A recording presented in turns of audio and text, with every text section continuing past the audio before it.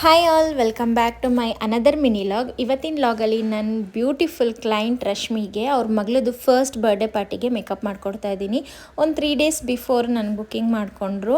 August 23 ಅವ್ರ ಮಗಳದ್ದು birthday, ಇನ್ನು August 24 ನನ್ನ ಮಗಳ ಬರ್ಡೇ. ಈ ದಿನ ಅಂತೂ ನಂಗೆ ತುಂಬಾ ನೆನಪಿರುತ್ತೆ. ಆ್ಯಂಡ್ ನನಗೆ ಬಿಫೋರ್ ವೀಡಿಯೋ ಮಾಡ್ಕೊಳಕ್ಕಾಯಿತು, ಆಫ್ಟರ್ ವೀಡಿಯೋ ಆಗಲಿ ಫೋಟೋಸ್ ಆಗಲಿ ತೊಗೊಳಕ್ಕಾಗಲಿಲ್ಲ. ರಶ್ಮಿ ನನಗೆ ಹೇಳಿದ್ದು ಇಷ್ಟೇ, ನಾನು ಚೆನ್ನಾಗಿ ಕಾಣಿಸ್ಬೇಕು ಮತ್ತು ನಂಗೆ ಇದೇ ರೀತಿ ಹೇರ್ ಸ್ಟೈಲ್ ಬೇಕು ಅಂತ ಮುಂಚೆನೇ ಕೇಳಿದರು. ಕೆಲವೊಂದು ಸತಿ ಅಂದರೆ ನಮ್ಮದೇ ಫಂಕ್ಷನ್ಗಳಾದಾಗ ನಮಗೆ ರೆಡಿ ಆಗೋಕ್ಕೆ ತುಂಬ ಟೈಮ್ ಸಿಗಲ್ಲ. ಸೊ ಎಲ್ಲರಿಗೂ ಇದು ಎಕ್ಸ್ಪೀರಿಯೆನ್ಸ್ ಆಗಿರುತ್ತೆ. ಹಾಗೆ ರಶ್ಮಿಗೂ ಕೂಡ ಆಯಿತು. ಲಾಸ್ಟಲ್ಲಿ ತುಂಬಾ ಅರ್ಜೆಂಟ್ ಆಗೋಯಿತು. ಅದಾದಮೇಲೆ ಒಂದಷ್ಟು ಫೋಟೋಸ್ ಮಾತ್ರ ನಾನು ತೊಗೊಂಡೆ. ಇನ್ನು ಇದನ್ನು ಮುಗಿಸ್ಕೊಂಡು ಸಾಯಂಕಾಲ ನನ್ನ ಮನೆಗೆ ಬಂದು ನನ್ನ ಮಗಳನ್ನ ಕರ್ಕೊಂಡು ಝೂಡಿಯೋಗೆ ಹೋದೆ. ಯಾಕಂದರೆ ನಾನು ಆವಾಗಲೇ ಹೇಳ್ದಾಗೆ ನೆಕ್ಸ್ಟ್ ಡೇ ನನ್ನ ಮಗಳದ್ದು ಬರ್ಡೇ.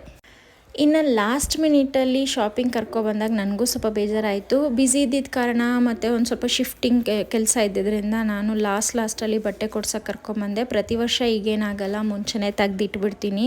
ಆಲ್ಮೋಸ್ಟ್ ಅವಳ ಬರ್ಡೇ ಟೈಮ್ಗೆ ವರಮಹಾಲಕ್ಷ್ಮಿ ಅಥವಾ ಗೌರಿ ಗಣೇಶ ಬಂದೇ ಬರುತ್ತೆ. ಈ ವರ್ಷವೂ ಅದೇ ಥರ ಇತ್ತು. ಇನ್ನು ಶಾಪಿಂಗ್ ಮುಗಿಸ್ಕೊಂಡು ಮನೆಗೆ ಹೋದ್ವಿ. ಇನ್ನು ಅವ್ರ ಅಣ್ಣ ಮತ್ತು ಅಕ್ಕ ಇಬ್ಬರು ಕೂಡ ಕೇಕ್ ಕಟ್ ಮಾಡಿಸೋಣ ಅಂತ 12 ಅಷ್ಟರಲ್ಲಿ ಸ್ವಲ್ಪ ಸರ್ಪ್ರೈಸ್ ಎಲ್ಲ ರೆಡಿ ಮಾಡ್ಕೊಳ್ತಾ ಇದ್ರು. ನನ್ನ ನೆಕ್ಸ್ಟ್ ಮಿನಿ ಲಾಗಲ್ಲಿ ನನ್ನ ಮಗಳ ಬರ್ಡೇ ಹೇಗೆ ಸೆಲೆಬ್ರೇಟ್ ಮಾಡಿದ್ವಿ ಅಂತ ಹೇಳ್ತೀನಿ.